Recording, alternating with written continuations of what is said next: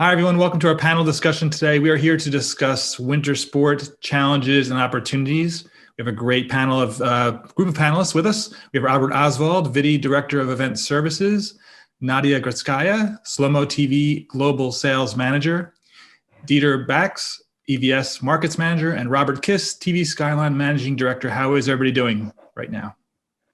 Good. Very well. Excellent. All right, let's get into the discussion. Robert Oszvald, you are my co-host for this, the co-chair. So, or the actual chair. I am the co-host. We're going to start the first conversation with the current state of winter sports production. So, from obviously the current winter season, the most unique yet. I mean, obviously last year, I guess most of the season got through pretty normally because COVID really didn't kind of ripple through until March or April. From your company's perspective and from your perspective, how are things different this year from a production workflow standpoint? Well, thank you, Ken. From a production workflow standpoint, as I mentioned, we have been seeing increasing bandwidth that we have to provide from the winter sports event than we did in previous events in the recent years. We are doing regular production or transmission from the four hills jumping from the German cities, and usually we use in the past 1 gigabit connectivities because the public broadcasters from Germany were on site and doing their production on site. Now they have moved to a kind of a remote production or centralized production, as they call it, because in Germany, the public broadcasters usually don't use the name of remote production. And so we are carrying more uncompressed signals to a central point rather than compressing on-site. So this is, I would say, one of the biggest changes. And of course, when we have engineers on-site, they have to be COVID-free, tested 24 hours prior. We have to have a substitute for the engineer, and they are working more or less in a kind of a bubble, so not getting too much involved with other areas of the production. I would say these are from our company perspective the biggest changes. So now you mentioned the bandwidth. Obviously, some of these locations are not exactly in the center of town. Has that been an issue as far as available bandwidth and trying to get that connectivity? I must say that for the German venues, we are working as the four hills jumping and the biathlon, which are usually taking place in one or two of the smaller winter sports towns, but they are pretty well equipped with fiber optical. So we are using them on a temporary basis, but we are also trying to connect them permanently. Because, for example, in Oberstdorf in February, March, there will be the World Ski Championships where we also provide services. So it's been moving more and more to fiber infrastructure, which will be permanent installed, but will be only activated once you use it. So the increase from 1 to 10G is not that big of an issue. Right. Gotcha. Excellent. So, Robert Kiss, let's get you involved here. What from obviously another German perspective, which is great. So, what has this year been like for you on TV Skyline? On the winter sport perspective, with about 12 or 13 winter sport events, up to nearly 40 cameras, it's quite big. Again, winter is very present at TV Skyline, like in the last years. And it's definitely an important element for us to get through these not so easy times when you look on a production side. It's like Robert told you, the living in and working in a bubble and this testing Armageddon 72 hours before. And if you want to get from one zone to the next zone, you have to be tested again. But we're getting used to that. We can only look that all our stuff is tested, and also having backups, and that you have a new job profile in your company. You need experts in traveling from So the travel restrictions from one country to the next country, from one federal state to the next federal state in Germany. And you're getting also an expert in test logistics.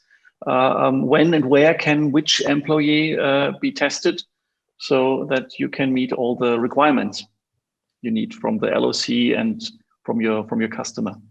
Right. Yes. It's fun and it's expensive too, unfortunately. Of course. Yeah. Yes, exactly. So Robert, do you want to Robert Oszvald, do you want to tee up Dieter and Nadia with the next round of their perspectives? Yeah, sure. So Nadia, so from your company's perspective, what has changed in the workflows so far in this, let's say, COVID pandemic season, winter season? Okay. Hello. First of all, it is very nice to see you, even online. And I hope that very, very soon we could have a chance to meet each other and see everyone offline, really. But this is a strange situation, but it is. So nowadays, it is exceedingly difficult time for broadcasters, even when competitions are held at all. There is no joyful live atmosphere, no background view of the fans that could feel the pauses during the broadcast. So broadcast directors has to use pre-recorded clips, and everybody nowadays is trying to reduce the number of people in Oszvald at the venue by shifting towards remote production. The remote workplaces are connected via LAN. In some cases, remote workplaces are connected via the internet, 100 megabits channel or VPN. Our CTO, Igor Vitioritz, described the remote workplace technology in one SVG article. You can find the QR code to this article on the slide here. Dieter, how are things different from you and from EVS point of view than in recent winter sport seasons? Yeah, so I think, you already mentioned that there's of course a lot of testing and so on. From a manufacturer point of view, we have less problems with that, I would say. We basically sell the equipment, let's say, and then people like Robert implement those. What we definitely have seen is the remote aspect is huge. Everybody's looking for that. It's sometimes physically not possible to put everybody inside of a certain space because of rules and limitations. So that's quite tricky, and that's where, of course, we accelerated actually our R&D to work on these remote workflows. So being able to do replays or refereeing, video assisted refereeing offsite is something that's demanded on one side. So that's basically where you're allowed to control distantly those devices. On the other side, like Robert, you already mentioned about the uncompressed feeds. It's also something that we've seen is that not always the replays are done on site, but the signals are coming back to a central location. And then from there, basically, the replay operator is not on site anymore. He's basically in the central location. So we definitely see a shift in that. And that's something that we definitely have seen. Something else that we've noticed, but I'm not sure if this is in all events as such in winter sports, but because also audiences are reduced and being able to attend the shows and so on, we actually see that the use of technology is still present. For example, like super slow-mo cameras and those type of things to enhance the storytelling on site is actually something that we see being picked up quite a bit in winter sports to at least cover as good as possible or even better as before to give the spectators at home some good content. So that's basically what we've seen actually in the last couple of months. Okay, thank you, Dieter. Great, excellent. So Robert Oszvald, I want to tee you up with the next question, which is obviously storytelling tools. Technology for winter sports production continues to advance. You have augmented reality. There's the overlays. There's obviously the super slow-mo, the high-speed cameras. There's audio follow video, all kinds of things. It's very, a lot of wide range of sports. In general, are you seeing any specific demands for certain types of tools in winter sports production? Well, generally, as we are more on the service-related side, I would say we see the usage increasing of our own network management system, which enables us to control remotely a lot of equipment and a lot of services. So we are, as a backup scenario, able with our network management system, which was created for the permanent networks we are using in Germany, and which we have also used for, let's say, permanent, semi-permanent networks on World Cups and other events. So it enables for, on one side, the network operations center to control all services, and on the other side gives the possibility, if an incident happens and the operator could not go to the venue, that we can remotely take over these services once they are, let's say, connected by a human being. So this is what has been increased. This is a tool we have used, as I said, recently in the permanent networks and for temporary events. But now we see an increase also for short-term events to have a need for this to be able to control and operate all services, even in an unforeseen event, which happens now even more frequently than we ever thought about. I would say this is from our perspective one of the biggest changes. Yeah, it's indeed that shift that we've also noticed, that one day you normally would use somebody on site, and suddenly, because of restrictions, you need to shift to another location and you need bandwidth on other places, and that has an impact on not only the crewing but also on all the connectivity and so on that you're needing.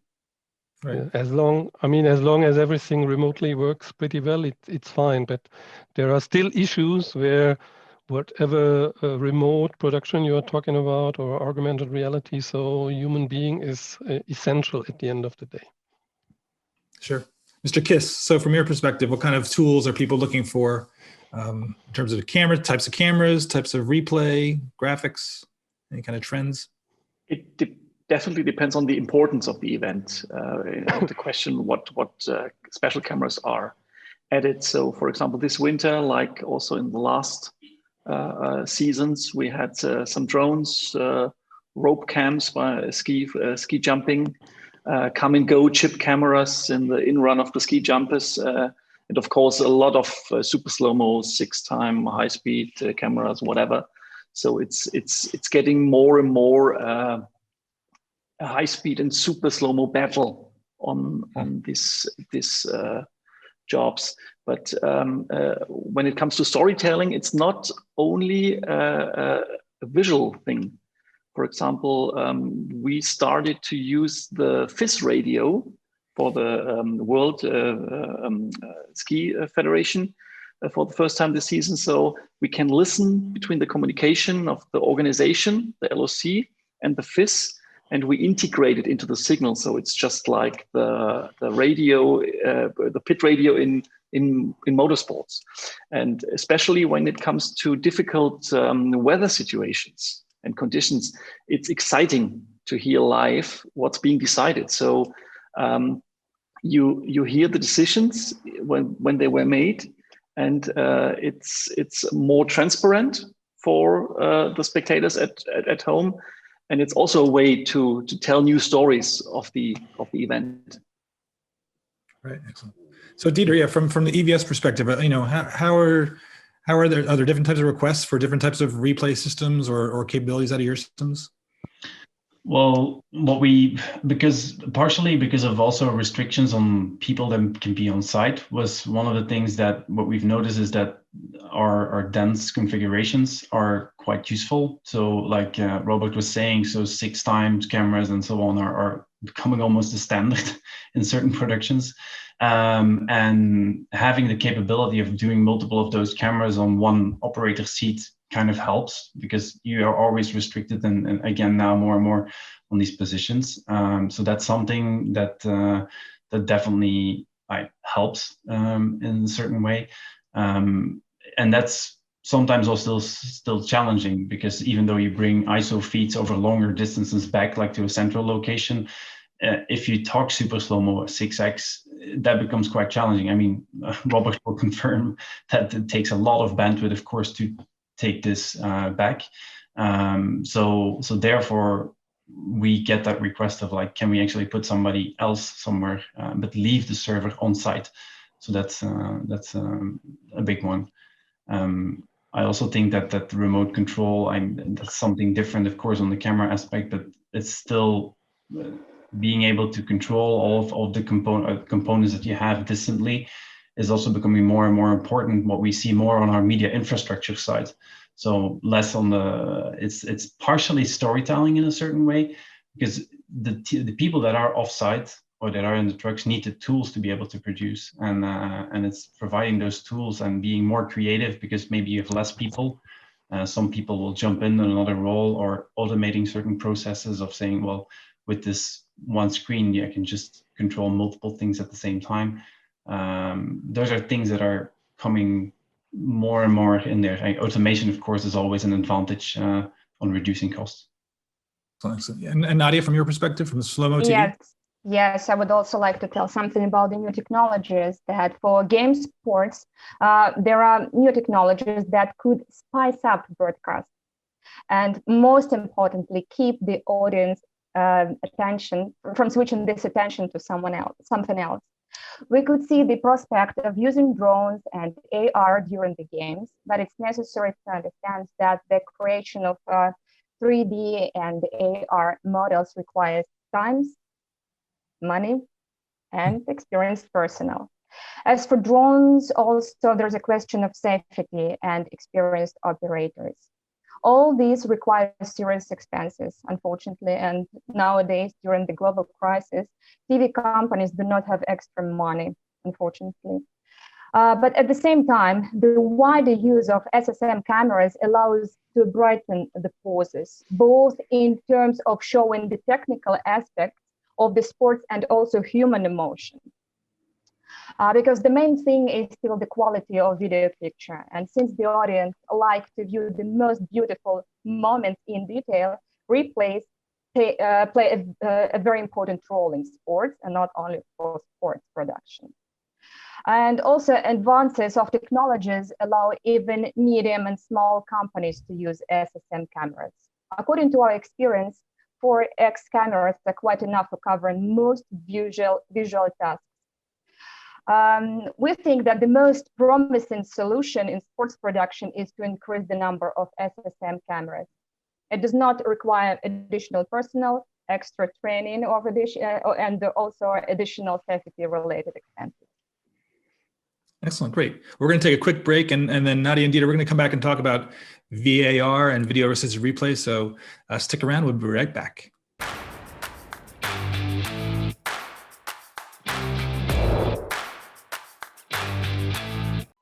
Hi, I'm Heather McLean, editor at SVG Europe, and I'm here today with Sarah Hoskin, chartered and counselling psychologist. We're going to be talking about the SVG Europe Wellbeing Fund, which was launched just before Christmas. The fund is designed to provide financial aid for people in the sports broadcasting industry that are in need of mental health support due to the pandemic. Hi, Sarah. Hi, Heather. Thank you. Okay, so let's go into the first question. We want to talk about the fund. But first of all, what's the importance of looking after our mental health today when we're all under a lot of pressure and stress due to lockdowns? Thanks, Heather. Mental health is completely linked to physical health. We all have mental health. And so it becomes a case of kind of how we learn to manage aspects of our well-being during lockdown so that it can enable us to regulate our response to stress and remain mentally healthy. Our brains and our bodies are kind of wired for ritual and routine. In lockdown, all kinds of rituals and routines that our minds, our brains, and our bodies have become used to have been taken away from us with very little time to prepare a response. So if you kind of add into the mix the different types of loss of people, health, jobs, freedom that we are experiencing, our systems have been thrown into survival mode. We all struggle to make sense of what is happening on a personal, interpersonal, and global level. And it's very easy to go into fight, flight, or freeze modes on a day-to-day basis, which can be anger, kind of anxiety, or even low mood and depression. In these unique times, it is really vital that we learn to take responsibility for our own health and, where appropriate, at work and home, the health of others. And remember, we're not looking for perfection. It's a kindness model, small steps. Like small steps are comfortable. Yes. So what do you, as a professional psychologist, think of the SVG Wellbeing Fund? What benefits do you think it can really provide to people out there? I think it's brilliant, Heather, a great initiative. SVG Europe Wellness Fund signposts concrete steps to improve well-being. It offers a really fast and direct route to therapeutic support for yourself or for your colleagues. The Wellness Fund, it also represents SVG Europe endorsing awareness of well-being as a diversity issue.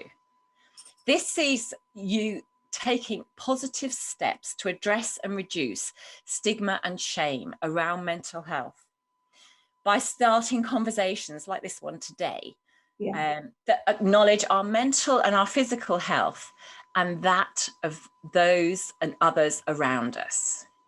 And finally, what are your top tips for maintaining good health at these times?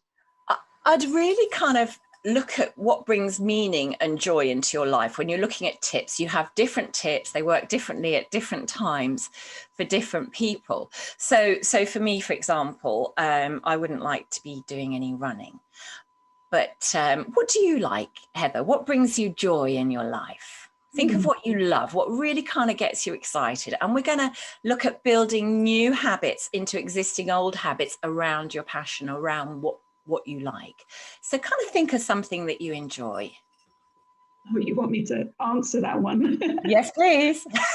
Walking the puppy, Heather's Farm, my gardening project to grow vegetables. It went sort of okay. Some things failed completely. And Punch Bag. We built a gym in the alleyway at the back of our house in lockdown number 1. So go out there and hit something. So that's brilliant. So for you, kind of the physical movement brings all sorts of benefits to the body. Dog walking, you're going out dog walking, you might socialize with others, just kind of say that hello.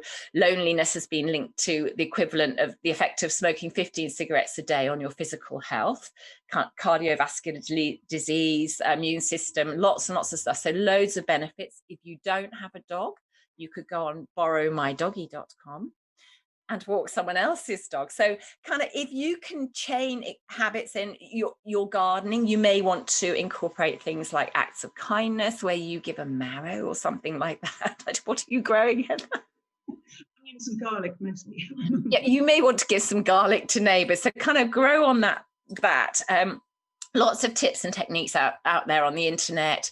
Mindfulness is very good, but it's not for everyone. I've had clients who say, I'm really angry, and the last thing I want to do is kind of sit there and be zen. So if you're angry, get up, punch a pillow, yes, get the boxing bag, do anything like that. So follow your meaning and your joy. Find what works for you.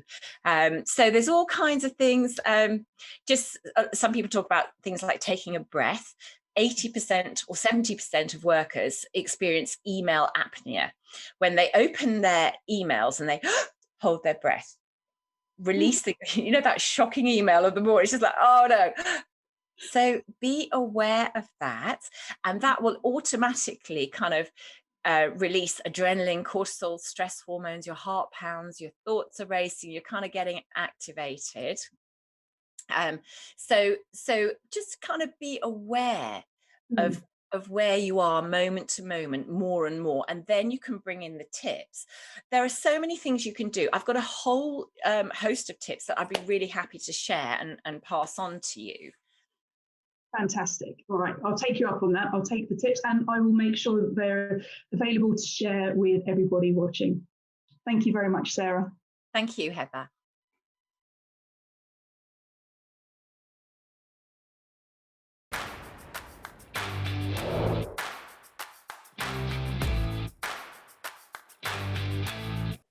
All right, we're back. So we're going to continue the conversation. Nadia, you ended talking about the high-speed cameras, and it is definitely here in the U.S.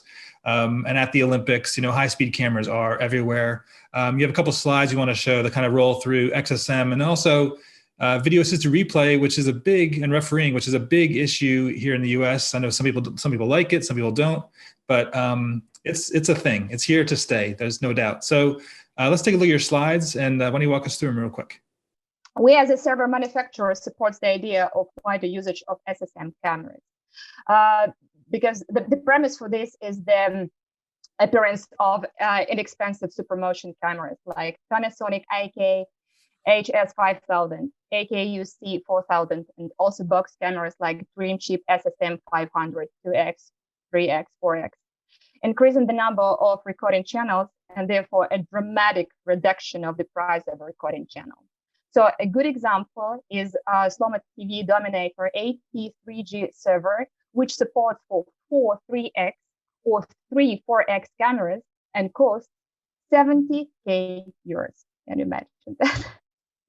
And if the venue Lightning allows it, then it can use a camera in super motion mode. So it gives the director an additional tool to brighten up the picture. And also, we are constantly speeding up the interface of our replay servers so that one operator could work with more channels. Our experience in eSport has shown that under certain conditions, one experienced operator can work without problem with 12 and up to 15 channels at the same time. That's incredible. That is a lot of channels. That is for sure. Yeah. So as far as so Dieter, Nadia, we'll come back to the VAR in a second. But so Dieter, what's your take on, obviously these high-speed cameras are more capable, more cost-effective. In the old days, 3 or 4 years ago, 5 years ago, for EVS, one of the big challenges was, well, there weren't enough cameras that were available that could do the replay. So what is the ripple effect on your systems and the demand for more channels of replay? Well, I think, like you say, Ken, so in the past, of course, adding a supermo on a production when we were limited to, let's say, 6 channels, and where 2 of them were outputs and 4 were inputs. If you would add a 3X, that would sacrifice a lot on the channels. So I think that's of course changed the model where we increased channel density. As Nadia also mentions, most of the systems are increasing the density of their servers, allowing to, where you used to have traditional 4 and 2 outs with regular cameras, now you can do 4 and 2 outs with 3 or 4 X's actually on them. So I think that helps a lot overall. I mean, the skiing and with other events as well. So overall, we see that also that means that the amount of cameras also increase, because of course one camera has SuperMo. So in total, actually, we see that the same amount of servers are being used, same amount of positions, operator positions, but of course the storytelling gets a little better because the images are better, the quality is there, the frames are there basically to do and tell that emotion and show those details about the guy cutting through the snow or one hitting the other in ski cross or anything like that. So I think it is, in a way it changed, but it didn't change. That's right. The funny part about it. So I think that's, so it helps everybody on producing more of that content. And I think what we also a little bit see is that supermotion content becomes quite interesting also for even if you have social media teams on site and so on, they can actually consume that content as well to publish it to social media and show these nice pictures to different audiences that are maybe not looking live to the sport. Right, excellent. So Robert Kiss, I want to bring you in real quick before we jump onto the refereeing. What is the impact on you as someone who has to provide this equipment? Are you finding more cost-effective options for cameras and replay? I don't think that we will search for cost-effective solutions at the moment, because it's defined by the customer demand, the client's demand, and if they want to have 5 super slow-mos and 3 high speeds, then as we work, of course, with the EVS and have our VR systems, we make a configuration on that, and it's about the technical concept. Yeah, but we also see a bigger demand on this emotional storytelling, like to tell the story about the fascination of flying. If you place the cameras in the right position, you can really tell a story about flying when you have a ski jumping event. And on the other side, you place the next camera to the coaches, and you place the next camera to the actual leader, and you can have this game of minds where you can see how they look, how they feel when something is happening. And then you get more slow-mos, yeah, and the event is taking longer and longer, and you have to make sure that you get a small break to show all the slow-mo. So it's getting very, very directed. Also, the event to have the ability to show all the slow-mos and all the emotions. Sure. And I guess, so back to the video assisted refereeing, Nadia, we'll show the next slide in a second, but it's funny because I think that the growth of VAR is directly related to what Robert was just discussing, or what Dieter was just discussing, which is all these cameras are getting all these angles and in super slow-mo, and at home people are like, that was a foul or that was wrong or whatever. So talk about the VAR market and what you're seeing as the opportunity there for slow-mo TV. We Slow-mo TV have been working with video judging systems since 2007 and accumulated a lot of experience. We provide completely independent replay operators workplaces, which speed up the preparation of the material in the background and reduces the time of game interruptions. Our top server can support up to 32 3G channels and up to 4 independent workplaces. The operators also can work cooperatively. A big plus of our architecture is the possibility to use gesture interface. If other systems use touchscreen interface only to zoom in, zoom out, we provide the video referee full control, which allows to reduce verbal communication between the referee and between the operators. The referees can do most of the operations themselves, by the way. We also offer an optimized video refereeing console, which takes into account the technologies that we have been developing about 10 years in various kinds of sports. And even complex operations, the operator can do very easily, even blindly. The remote component should be mentioned separately. Each independent workplace can be connected to the server via standard 100 megabits network or via the internet with a VPN with the same performance. By the way, this is in high demand, as you know, during the pandemic situation, due to the fact that the operator and the video referee can be located remotely. They do not need to be present at the competition at all. Excellent. That's very cool. So I guess I want to close out by with Robert talking real quickly about the future and the new normal, if you will, because people always wonder what's going to stick around. Robert, you started the conversation, Robert Oszvald, talking about uncompressed video. What's your sense of, where do we go from here? What happens next winter when hopefully things are back to semi-normal? Yes, I personally think that with life going back to normal, we also will see some going back to normal on smaller events, on bigger events. Sorry, on smaller events, I can imagine that we still will see an increase of remote activities, because it has proven that for all the people who were skeptic in the past, that it can be affordable and it's workable, even with a short duration of time to setting up all these scenarios. For bigger events, I definitely think we will go back to a normal scenario, because it's for right holders, as broadcasters are, it's a big issue to be on site, to be present, and as we are all human beings, we are forgetting what happened in the past, and we're looking into the future, and so sooner or later we will overcome this, and we will see some back to normal, I would say. Excellent. I like the optimism. Robert Kiss, close us out here as far as what's your take as far as the new normal going into next year? I totally agree with Robert, not because only of his name. When we have fans and spectators on the big events, we will have back a great atmosphere, and this will also be a new story, because we are missing that, and this will be also a story to tell, hopefully soon.